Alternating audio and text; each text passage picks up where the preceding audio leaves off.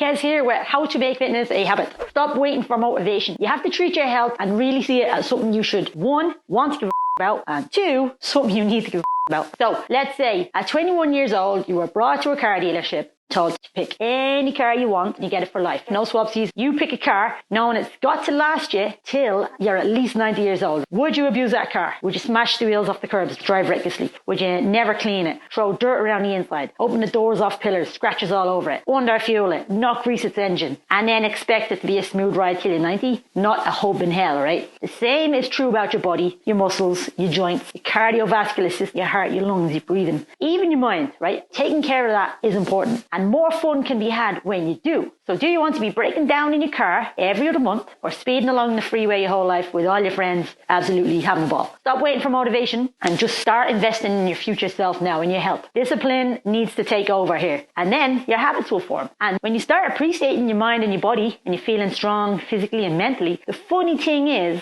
then fitness doesn't become a chore that needs motivation, right? You'll start to enjoy being active and healthy, feeling fit and strong. Hope you enjoyed this video. Hope you found it helpful. Please like and subscribe to my channel for more videos like this.